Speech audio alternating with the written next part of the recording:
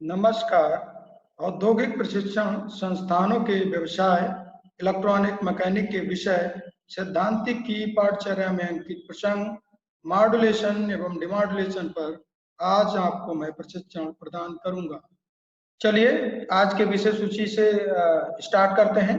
जैसा कि आज का प्रसंग है मॉड्यूलेशन एवं डिमॉड्यूलेशन, तो उससे लेकर जो विषय सूची में हमारे पॉइंट्स दिए गए हैं इनको आज संजोया गया है, इनको आज लिया गया है। इससे लेकर यहाँ पर चर्चा की जाएगी। जैसा कि पहला पॉइंट हमारा है मॉड्यूलेशन क्या है, दूसरा पॉइंट है डिमॉड्यूलेशन क्या है, उसके बाद है मॉड्यूलेशन की आवश्यकता क्या है, नीड ऑफ मॉड्यूलेशन। मॉड्यूलेशन के प्रकार के बारे में यहाँ पे समझाएंगे, उससे मॉड्यूलेशन से लाभ क्या है, एडवांटेज ऑफ मॉड्यूलेशन, मॉड्यूलेशन एवं डिमॉड्यूलेशन का जो सारांश, summary of modulation and demodulation and प्रयुक्त संदर्भ पे मेटर्स कहाँ से लिया है उसके बारे में बताएंगे। तो विषय सूची में दिए गए पॉइंट्स पर यहाँ पर चर्चा करेंगे, समझेंगे और यहाँ पर अच्छा नॉलेज कलेक्ट करने की कोशिश करेंगे ताकि आपको अच्छी जानकारी प्रदान हो सके। जैसा कि पॉइंट्स है मॉड्यूलेशन क्या है, तो यहाँ पर बताना है मॉड्यूलेशन क्या है। इससे लेकर जो पॉइंट्स होंगे, जो जानकारी मिलेगी उससे लेकर इसको समझाना है, बताना है। तो मैं आपको फिगर से शुरुआत करते हैं, मैं आपको फिगर के तहत बताऊं समझाऊं। तो यहाँ पर आप देख रहे हैं एक फिगर है, इस फिगर पर जो आप देख रहे हैं वो क्या है, एक कैरियर वेव है, यानी एक वो तरंग जो किसी तरंग को अपने से लोड कर कर ले जाती है, कैरियर वेव है। देन इंफॉर्मेशन यहाँ से है, इंफॉर्मेशन का मतलब है जो हमारी सूचना की सिग्नल होगा, जो सूचना से लेकर सिग्नल होगा उसको प्रदान करेंगे। देन यहाँ पर आप ये देख पा रहे हैं कि ये एक मॉड्यूलेटर लगा है, यानी वो युक्ति लगी है यहाँ पे जो कैरियर वेव के माध्यम से इंफॉर्मेशन सिग्नल को इम्प्रूव कराकर आगे की ओर बढ़ाती है। तो यहाँ पर आप देख रहे हैं जैसा कि यहाँ पर ये एक मॉड्यूलेटर है, मॉड्यूलेटर के माध्यम से ये जो कैरियर वेव है इंफॉर्मेशन को लोड होकर उसी के अकॉर्डिंग आगे की ओर मॉड्यूलेटेड करती है, यानी वो सिग्नल जो हमारी इंफॉर्मेशन है वो एक मॉड्यूलेटेड सिग्नल में बदल जाता है, तब्दील हो जाता है। तो जैसा कि यहाँ दिया गया है, देख पा रहे हैं आप कि मॉड्यूलेशन एक इलेक्ट्रॉनिक या ऑप्टिकल वाहक सिग्नल में जानकारी जोड़कर डेटा को रेडियो तरंगों में परिवर्तित करने की प्रक्रिया है। मैं आपको यहाँ पे फिर समझा दूं कि ये जो प्रक्रिया है वो आपके डेटा को रेडियो तरंगों में रूपांतरित करती है, बदलती है और उसको आगे की ओर फॉरवर्ड करने का काम करती है। मॉड्यूलेशन आमतौर पर विद्युत चुंबकीय संकेतों पर लागू होता है। आमतौर पर की बात करें तो मैं आपको बताऊं कि ये विद्युत चुंबकीय संकेत का मतलब है जो सिग्नल्स होते हैं उन्हीं पर ये लागू किया जाता है, उन्हीं प्रक्रियाओं पर ये खरा भी उतरता है और मानव जीवन के क्षेत्र में, यानी यूं कहें तो इस समय की जो हमारी लाइफ है इसमें इसका अहम योगदान है। रेडियो तरंगे, जैसे हमारी जो तरंगे रेडियो वेव्स आती हैं, दूर तक ट्रेवल कराया जा सकता है उन्हें, तो सबसे पहले तो उनका मॉड्यूलेशन किया जाता है और वो मॉड्यूलेशन रेडियो तरंगों का ही कराकर उनको दूर तक ट्रेवल कराया जा सकता है। उसके बाद यहाँ पर आता है लेजर या प्रकाशीय। लेजर या प्रकाशी का मतलब है वो तरंगे जो लेजर वेव्स होती हैं या सनलाइट्स की तरीके से काम करती हैं। कंप्यूटर में जो डेटा नेटवर्क आपको प्राप्त होता है वो सभी मॉड्यूलेशन का एक हिस्सा है। मॉड्यूलेशन के तरीके से ही उसको वहां पर हम संचारित करते हैं, कलेक्ट कर पाते हैं या भेज पाते हैं। तो मॉड्यूलेशन की आवश्यकता क्या है, नीड ऑफ मॉड्यूलेशन के बारे में समझना है। तो मॉड्यूलेशन की आवश्यकता क्या है, क्यों इसकी जरूरत पड़ी, बगैर मॉड्यूलेशन से या यूं कहें मॉड्यूलेशन हमारे इस साइंस में इंक्लूड ना हो या इस लाइफ में इंक्लूड ना हो, जो कि जहां पर इलेक्ट्रॉनिक्स के संकेतों को दूर तक प्रसारित किया जाता है, तो क्या ये संभव है कि उन सिग्नलों को दूर तक प्रसारित किया जा सके? तो यहाँ पर वही समझाया गया है, ये मॉड्यूलेशन की जो आवश्यकता है वो क्या है, जरूरी क्या है। तो मॉड्यूलेशन जो है हमें एक बैंड पास यानी एक बैंड पास आवृत्ति रेंज पर एक पर्टिकुलर आवृत्ति रेंज जो उसकी बैंडविड्थ होती है, अकॉर्डिंग टू बैंडविड्थ के अनुसार ही वो संकेतों को भेजने की अनुमति प्रदान करता है। यानी वो उसको अनुमति देता है कि आपकी जो फ्रीक्वेंसी की रेंज है, अपनी उतनी ही फ्रीक्वेंसी की रेंज पर पर्टिकुलर सिग्नल को मॉड्यूलेट करके वो भेजने की परमिशन देता है। यदि प्रत्येक सिग्नल की आपकी आवृत्ति रेंज मिलती है, मतलब कहने का मतलब यदि प्रत्येक सिग्नल की अपनी आवृत्ति रेंज मिलती है अगर, तो हम एक ही सिग्नल पर एक साथ कई सिग्नल प्रसारित कर सकते हैं। जैसा कि आप लोग देख पा रहे होंगे कि डीटीएच वगैरह आप देख रहे हैं, तो एक चैनल है, एक चैनल में बहुत सारी फ्रिक्वेंसी रेंज वहां पर इंक्लूड कर दी जाती है ताकि अलग अलग प्रोग्राम आप वहां पर देख सकते हैं। अलग अलग समय पर अपने प्रोग्राम जो प्रसारित होते हैं उनको वहां पर देख सकते हैं। सभी अलग अलग आवृत्ति रेंज पर उपयोग कर सकते हैं। बोले तो इस हिसाब से जो हमारी आवृत्तियों की रेंज है उनका हम आसानी से उपयोग कर सकते हैं। एक संकेत को संशोधन करने का एक कारण है, मतलब ये जो मुख्य कारण है वो यहाँ पर एक और भी है, वो ये कि जब मुझे मॉड्यूलेशन करना होता है या मैं सिग्नल का जब मॉड्यूलेशन करता हूँ तो उसमें जो एंटीना का जो साइज होता है वो कम हो जाता है। अगर मैं मॉड्यूलेशन ना करूं तो मुझे एंटीने का साइज बहुत बड़ा रखना पड़ेगा, या यूं कहें मुझे हो सकता है कि आपके 400 मीटर या 500 मीटर का बड़ा सा एंटीना चाहिए। तो 400 मीटर या 500 मीटर का बड़ा अगर एंटीना मुझे चाहिए तो इतना करना थोड़ा संभव नहीं हो सकता, या यूं कहें इसका जो मेंटेनेंस होगा वो हाई होगा। तो एंटीने के साइज को रिड्यूस करने के लिए भी मॉड्यूलेशन करना जरूरी है। तो वही यहाँ पे समझाया गया है। करने का एक और कारण है एक छोटे एंटीने के उपयोग की अनुमति देना, यानी यहाँ पर वो अनुमति देता है, या यूं कहें कि एक छोटे से एंटीने की परमिशन मिल जाती है ताकि यहाँ पर आपको छोटे से एंटीने के माध्यम से मॉड्यूलेशन के द्वारा जो आप अपने इंफॉर्मेशन सिग्नल को मॉड्यूलेट करना चाहते हैं और दूर तक ट्रेवल कराना चाहते हैं, दूर तक इंफॉर्मेशन को पहुंचाना चाहते हैं, तो ये आसानी से किया जा सकता है। तो मॉड्यूलेशन समझा अभी आपने। यहाँ पर है डीमॉड्यूलेशन क्या है। डीमॉड्यूलेशन के बारे में बताना है। तो डीमॉड्यूलेशन क्या है, तो सबसे पहले तो आप फिगर देखिए, फिगर के माध्यम से समझना थोड़ा आसान हो जाएगा। उसके बाद जो पॉइंट्स हैं उनके बारे में हम डीपली यहाँ पर चर्चा करेंगे और बताएंगे। तो सबसे पहले आप ये जो फिगर दिया गया है इसको देखने का प्रयास करें, और यहाँ पर मैं चाहूंगा कि मैं आपको विधिवत पूर्णतः समझाऊं, अच्छे से जानकारी आपको हासिल हो, विधिवत जानकारी हासिल हो। तो आप यहाँ देख पा रहे हैं कि एक आरएफ सिग्नल है, ये आपका एक आरएफ सिग्नल है। आरएफ सिग्नल को एफएम डिमॉड्यूलेटर, एफएम डिमॉड्यूल, अभी जैसा कि मैंने मेरी हेडिंग है डिमॉड्यूलेशन क्या है, अभी इससे पहले मैंने बताया मॉड्यूलेशन क्या है। तो यहाँ पर आरएफ सिग्नल जो है, आरएफ सिग्नल मतलब रेडियो फ्रिक्वेंसी सिग्नल, उस रेडियो फ्रिक्वेंसी सिग्नल को यहाँ पर एफएम डिमॉड्यूलेटर क्या करता है, एज इट इज जो मैंने मॉड्यूलेट किया था सिग्नल को, उसका पुनः वो क्या करता है, उस सिग्नल को डिमॉड्यूलेट करता है।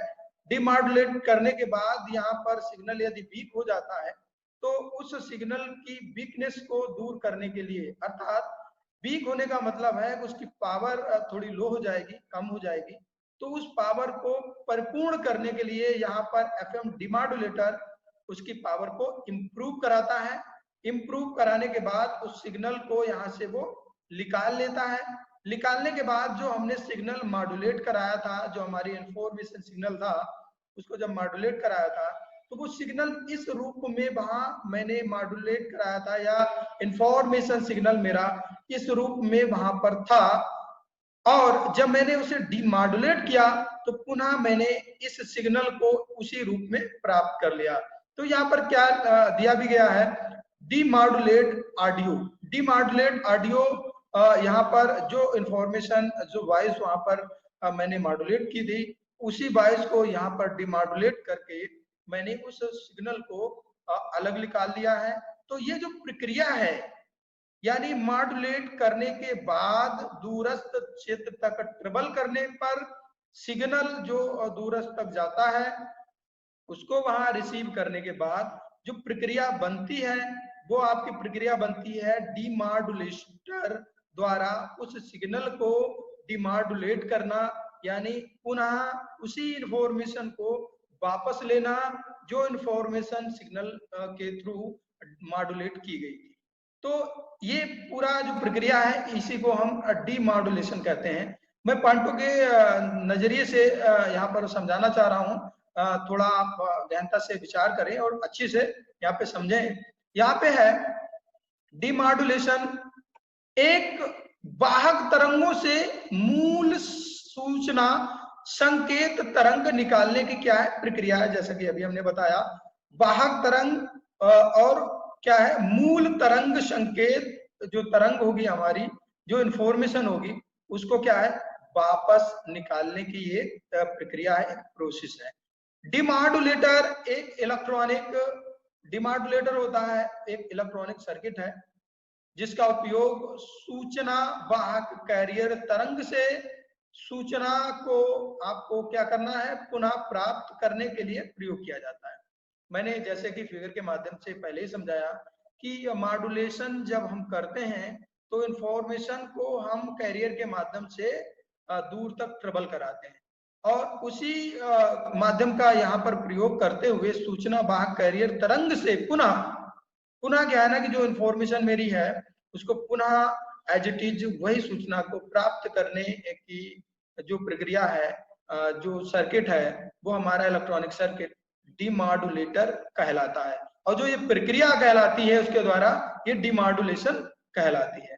तो यहाँ पर कई प्रकार के मॉड्यूलेशन है, इसके लिए कई प्रकार के डीमॉड्यूलेटर भी यूज किए जाते हैं। मैनी टाइप के मॉड्यूलेशन इस समय प्रयोग किए जाते हैं। उसी हिसाब से कई अलग अलग प्रकार के डीमॉड्यूलेटर भी इस समय प्रयोग में लाए जाते हैं, तो ताकि आप अपनी सूचनाओं को लंबी दूरी तक या ऐच्छिक जहां आपको चाहिए वहां तक ट्रेवल कराकर आप सूचनाएं को प्राप्त कर सकें, और आप ना जो कम्युनिकेशन करना है उसको विधिवत कम्युनिकेट कर सकें। मॉड्यूलेशन के प्रकार, नीड ऑफ मॉड्यूलेशन की आवश्यकता बताई, उसके बाद मॉड्यूलेशन डिमॉड्यूलेशन बताया, देन मॉड्यूलेशन के टाइप यहाँ पर है, टाइप ऑफ मॉड्यूलेशन के बारे में चर्चा करेंगे। तो जो मॉड्यूलेशन है वो मूलतः 3 प्रकार का होता है। यानी पहला जो मॉड्यूलेशन है वो आपका एम्पलीट्यूड मॉड्यूलेशन है, दूसरा मॉड्यूलेशन है वो फ्रीक्वेंसी मॉड्यूलेशन है, तीसरा मॉड्यूलेशन है वो फेज मॉड्यूलेशन है। मैं यहाँ पर इंफॉर्मेशन के तहत थोड़ा और बता दूं कि जो मॉड्यूलेशन के प्रकार यहाँ पे दिए गए हैं वो 3 प्रकार से हैं। 3 प्रकार में पहला है amplitude modulation, am modulation, frequency modulation FM modulation के नाम से जानते हैं, फेज मॉड्यूलेशन के नाम से जानते हैं। तो यहाँ पर थोड़ा समझा देते हैं कि जो एम्पलीट्यूड मॉड्यूलेशन होता है हमारा, वो एम्पलीट्यूड यानी जो आपका सूचना का सिग्नल है, जो इंफॉर्मेशन का सिग्नल है, उसके एम्पलीट्यूड के अनुसार कैरियर को चेंज किया जाता है, सूचना को नहीं चेंज किया जाता है, कैरियर को बदला जाता है। एम्पलीट्यूड के अनुसार कैरियर को बदला जाता है, ये जो पूरी प्रोसेस है वो एम्पलीट्यूड मॉड्यूलेशन के अंतर्गत आती है। फ्रीक्वेंसी मॉड्यूलेशन के बारे में यहाँ पे समझाना है, बताना है। तो फ्रीक्वेंसी मॉड्यूलेशन में सूचना को भी नहीं बदला जाता है, इसमें कैरियर को फ्रीक्वेंसी के माध्यम से सिग्नल की जिस हिसाब से फ्रीक्वेंसी है, जिस हिसाब से सिग्नल की फ्रीक्वेंसी दी गई है, उसको उसके आयाम के थ्रू उसकी फ्रीक्वेंसी को बदला जाता है, केवल कैरियर की फ्रीक्वेंसी को बदला जाता है। फेज मॉड्यूलेशन में केवल फेज एंगल को चेंज किया जाता है और कुछ नहीं इसमें बदला जाता है। तो इस प्रकार से मॉड्यूलेशन के 3 टाइप दिए गए हैं।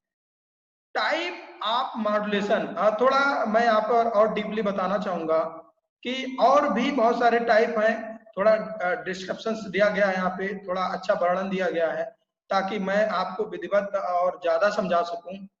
यहाँ पे दिया गया है टाइप्स ऑफ मॉड्यूलेशन, जैसे कि इससे पहले भी मैंने बताया टाइप ऑफ मॉड्यूलेशन, वहां पे भी था। तो यहाँ पे थोड़ा और ज्यादा इंप्रूव करते हुए उसकी और ब्रांचों के बारे में समझाते हुए यहाँ पे अवगत कराया है, बताया है, समझाया है। तो यहाँ पर क्या है ना कि 2 टाइप से डिफाइन कर दिया गया है यहाँ पे। यहाँ पे है कंटिन्यूअस वेव मॉड्यूलेशन, यानी जो कंटिन्यूअस वेव चलती है उसके हिसाब से मॉड्यूलेशन होता है। और एक है आपका पल्स मॉड्यूलेशन, आपके पल्स के आधार पर भी आगे डिफाइन किया गया है, कंटिन्यूअस वेव मॉड्यूलेशन के भी आधार पर डिफाइन किया गया है। तो मैं आपको यहाँ पे बता दूं, कंटिन्यूअस वेव मॉड्यूलेशन के ही अंतर्गत आता है आपका एम्पलीट्यूड मॉड्यूलेशन, जिसे हम अभी इससे पहले बताए थे आयाम मॉड्यूलेशन। उसके बाद इसी में आता है angle modulation. Angle modulation 2 type से बदलता है। क्योंकि एंगल की बात की थी तो एंगल हमेशा फेज से रिलेटेड होता है, क्योंकि जब मुझे सूचनाओं के एंगल को चेंज करना होता है तो वहां पर उसके फेज को हम चेंज कर देते हैं। तो एंगल जो मॉड्यूलेशन है वो 2 टाइप से आगे डिफाइन होता है। एक फ्रीक्वेंसी मॉड्यूलेशन जिसे हम एफएम मॉड्यूलेशन के नाम से जानते हैं। दूसरा आपका आता है फेज मॉड्यूलेशन, जो आपके मैंने बताया था फेज एंगल उसका चेंज कर देते हैं। उसके बाद आप देख रहे हैं पल्स मॉड्यूलेशन जो है उसके भी कई शाखाएं हैं, कई प्रकार से उसको भी डिफाइन किया गया है। तो इसकी 2 भागों में इसको डिफाइन किया गया है, 2 भागों में इसको तोड़ा गया है। तो पहला जो भाग है इसका डिजिटल मॉड्यूलेशन से, आजकल जो मोस्टली यूज किया जाता है मॉड्यूलेशन वो हमारा डिजिटल मॉड्यूलेशन ही यूज होता है। आजकल जिस हिसाब से हमारा कम्युनिकेशन हो रहा है वो हमारे सब का सब डिजिटल मॉड्यूलेशन पर डिपेंड है। इसी मॉड्यूलेशन पर सारा जो वर्क हो रहा है वो मोस्टली इसी मॉड्यूलेशन पर डिपेंड होता है। एनालॉग मॉड्यूलेशन, ये है एनालॉग मॉड्यूलेशन भी हमारे कई प्रकार से अलग अलग तरीके से किया जाता है, अलग अलग तरीके से उसको समझा जाता है। और उसके बाद यहाँ पर है pulse code modulation. Pulse code modulation के बारे में यहाँ पर दिखाया गया है। यहाँ पर डिजिटल मॉड्यूलेशन का ही आपका एक हिस्सा है। आप डिजिटल मॉड्यूलेशन के हिसाब से आप यहाँ पर थोड़ा ये है डिजिटल मॉड्यूलेशन का एक छोटा सा हिस्सा है जहां पर पल्स की कोडिंग की जाती है, यानी इंफॉर्मेशन की जो वेव है हमारी उसकी छोटे छोटे पल्स को बना दिया जाता है वहां पे, या पल्स ट्रेन के माध्यम से हमारा जो सिग्नल है उसको दूर तक ट्रेवल किया जाता है। तो ये जो कोड कहलाता है, कोडिंग के थ्रू हम वहां पर मॉड्यूलेशन करते हैं, तो पल्स कोड मॉड्यूलेशन कहलाता है। इसी में आगे जब ये आगे आपका डिजिटल मॉड्यूलेशन जो आगे पल्स कोड से ज्यादा इंप्रूव कराया जाता है, आगे बढ़ाया जाता है, तो इसी को हम डेल्टा मॉड्यूलेशन के नाम से जानते हैं। डेल्टा मॉड्यूलेशन इसका अगला इम्प्रूवमेंट प्रक्रिया है, अगले इम्प्रूवमेंट की जाने वाली प्रक्रिया है। तो इसमें और समझना है एनालॉग जो मॉड्यूलेशन हमारा है उसको भी आगे कई तरीके से डिफाइन किया जाता है, कई तरीके से आगे समझा जाता है, ताकि बेहतर तरीके से और कितने प्रकार इसके हो सकते हैं एनालॉग मॉड्यूलेशन के। मैंने यहाँ पर टेबल पूरी एक जनरेट की जिसके माध्यम से आपको पूरा एक एक पार्ट इसका डिफाइन करके समझाया, बताया, ताकि आपकी जो नॉलेज है आप विधिवत परिपूर्ण यहाँ पे ज्ञान प्राप्त कर सके। तो एनालॉग मॉड्यूलेशन है वो भी 3 कैटेगरी में यहाँ पे डिफाइन किया गया है, अलग अलग तरीके से यहाँ पर बताया गया है। तो जो पहला पार्ट आपका है वो है PAM, यानी PAM पल्स एम्पलीट्यूड मॉड्यूलेशन। उसके बाद है PWM, पल्स विड्थ मॉड्यूलेशन। उसके बाद तीसरा है PPM, पल्स पोजीशन मॉड्यूलेशन। तो इस प्रकार टाइप ऑफ मॉड्यूलेशंस को कई सारी श्रेणियों में बांटा गया है। आगे चलकर कई सारे पार्टों में डिफाइन हो जाते हैं। और ये जो मॉड्यूलेशन है मोस्टली जितने भी टाइप यहाँ पे बताए गए हैं ये सभी यूज किए गए हैं, यूज किए जाते हैं। लेकिन आज के सिचुएशन में, आज की लाइफ में सबसे ज्यादा यूज किए जाने वाला जो मॉड्यूलेशन है वो आपका डिजिटल मॉड्यूलेशन प्रयोग में लाया जाता है। मॉड्यूलेटर एवं डिमॉड्यूलेटर, यहाँ पे अगर बात करें मॉड्यूलेटर और डिमॉड्यूलेटर का एक संयुक्त रूप को दिखाने का प्रयास किया गया है। मैं फिगर के माध्यम से समझाना चाह रहा हूँ यहाँ पे। तो यहाँ पर मॉड्यूलेटर एवं डिमॉड्यूलेटर का जो कॉम्बिनेशन है, संयुक्त रूप है, वो आप यहाँ देख पा रहे हैं। ये एक मॉडम है। मॉडम का अर्थ ही स्टार्टिंग से जैसा कि इसकी जो इंग्लिश की स्पेलिंग है उससे ही आप निकाल सकते हैं। मॉडम, मॉडम का मतलब है मॉड्यूलेटर एंड डीमॉड्यूलेटर। मॉडम का अर्थ ही है आपका मॉड्यूलेटर एंड डीमॉड्यूलेटर, यानी वो प्रक्रिया, वो युक्ति जो आपके दोनों को काम को अंजाम देती है। यानी सिग्नल को आपको मॉड्यूलेट भी करा सकती है और सिग्नल को आपका डिमॉड्यूलेट भी करा सकती है। तो यहाँ पे जिस हिसाब से आपने यहाँ पर ये फिगर देखा तो आप अच्छी तरीके से समझ सकते हैं कि ये जो आपका मॉड्यूलेटर डिमॉड्यूलेटर का जो संयुक्त रूप दिया गया है मॉडम, आपने मॉडम अपने इस यूजेबल तरीके से हर जगह लगभग देखा होगा।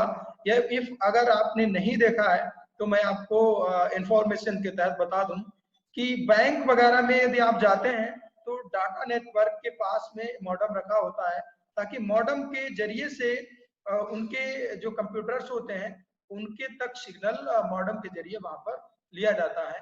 तो मॉडम के जरिए बहुत सारी लाइंस को आगे क्रिएट किया जाता है, आगे इसको इम्प्रूव कराया जा सकता है, आगे बहुत सारी लाइंस को जोड़ा जा सकता है, ताकि ये सिग्नल को, जो आने वाला सिग्नल होता है उसका डिमॉड्यूलेट करके आपको सिग्नल, ऐच्छिक सिग्नल प्रदान कर सके।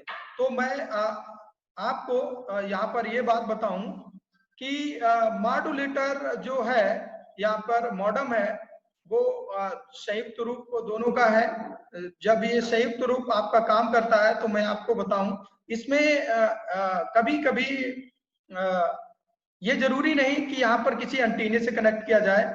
ये एक एरियल से कनेक्टिविटी इसकी होती है। यहाँ पर एक एरियल लगा होता है। यहाँ पर आप देख रहे हैं ये बहुत सारी एलईडीज लगी है, जो ब्लिंकिंग एलईडीज यहाँ पे ब्लिंक कराती हैं। ये पावर एलईडी है, इसमें पावर बताती है।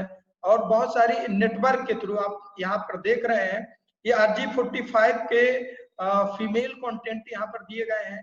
और ये ईथरनेट का आपका दिया गया है, जहां से डाटा आपका पर्टिकुलरली आना है, और उसके बाद ये आउट फीमेल कंटेंट दिए हैं जहां से बहुत सारे कंप्यूटरों को डाटा जाना है।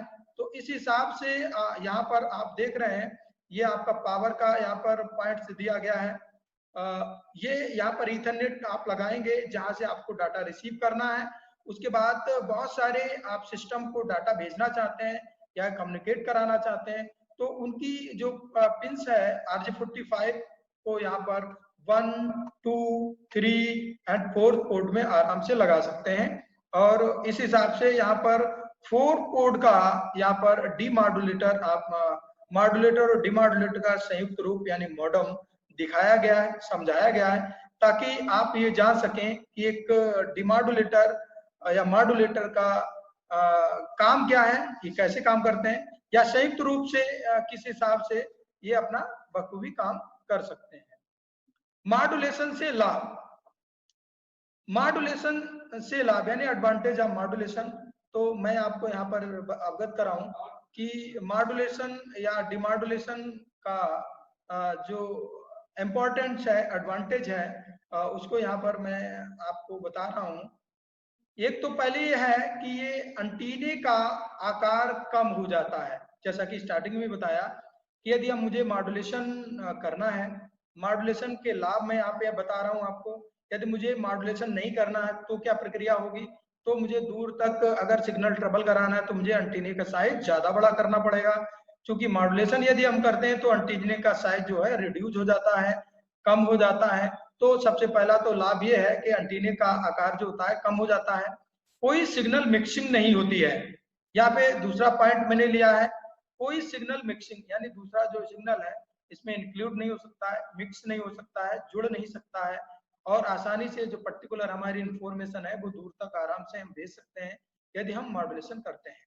संचार सीमा बढ़ जाती है, तो कम्युनिकेशन की जो रेंज है वो आसानी से हम बढ़ा सकते हैं, इंप्रूव करा सकते हैं।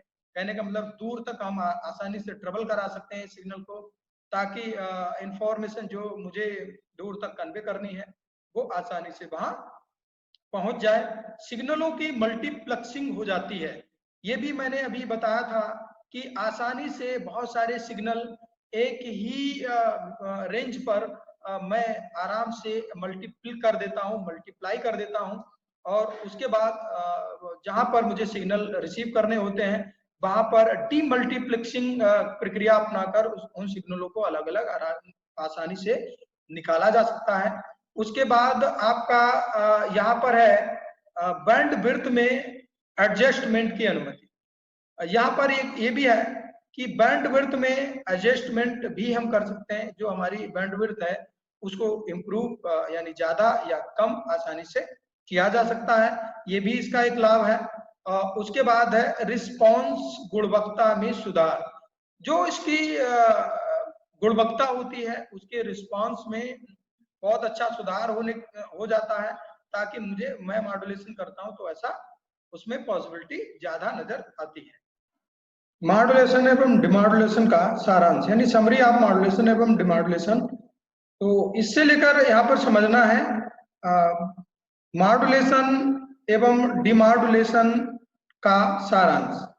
तो जैसा कि अभी मैंने बताया कि मॉड्यूलेशन क्या है, डिमॉड्यूलेशन क्या है, इसकी जरूरत क्या है कि मॉड्यूलेशन करें, तो इससे लेकर अभी मैंने जैसा समझाया, तो यहाँ पर आप देख पा रहे हैं जैसा कि मॉड्यूलेशन वाहक पर, मतलब ले जाने वाला पर डेटा जानकारी को प्रभावित करने की एक प्रक्रिया है, को बनाने की एक प्रक्रिया है। ये जो मॉड्यूलेशन है वो उसमें बनाने की क्या है, एक प्रोसेस है। जबकि जो डिमॉड्यूलेशन है आपका वो वाहक जो सूचना है, वाहक जो ले जा रहा है उसको अंत में मूल जानकारी को प्राप्त करने का एक प्रक्रिया है, प्राप्त करने का एक प्रोसेस है। मॉड्यूलेशन क्या है, जो कैरियर है डेटा को ले जाएगा और उसमें प्रक्रिया अपनाई जाएगी, वो मॉड्यूलेशन है। और जब वहां पर उस सूचना को निकाला जाएगा, उस सूचना को कैरियर से प्राप्त किया जाएगा, तो उसे हम डिमॉड्यूलेशन के नाम से जानते हैं। एक मॉड्यूलेशन और डिमॉड्यूलेशन का जो उत्तम उदाहरण हो सकता है, जो अच्छा सा उदाहरण हो सकता है, जैसे कि इससे पहले मैंने अभी समझाया आपको, वो एक मॉडम हो सकता है। मॉडम एक ऐसा उपकरण है, मॉडम एक ऐसा डिवाइस है जो मॉड्यूलेशन और डिमॉड्यूलेशन दोनों का काम बखूबी कर सकता है। प्रयुक्त संदर्भ, ये जो मैटर, ये जो कंटेंट या जो फिगर्स लिए गए हैं, वो मैं आपको अवगत करा दूं कि निम्मी online PDF book, EN Wikipedia, doctor Sarika Agrawal Arihant Prakashan, electronics tutorial WS, VL Thareja, S Chand and company limited PDF book से ये कंटेंट लिए गए हैं, ये फिगर लिए गए हैं, ताकि जो मैं प्रशिक्षण प्रदान करूं ये गुणवत्तापूर्ण हो सके, अच्छा हो सके और नॉलेज आपको अच्छी सी मिल सके। आज मैंने प्रसंग मॉड्यूलेशन एवं डिमॉड्यूलेशन पर आपको प्रशिक्षण प्रदान किया। आशा है आपको यह प्रशिक्षण भविष्य हेतु मददगार होगा। धन्यवाद।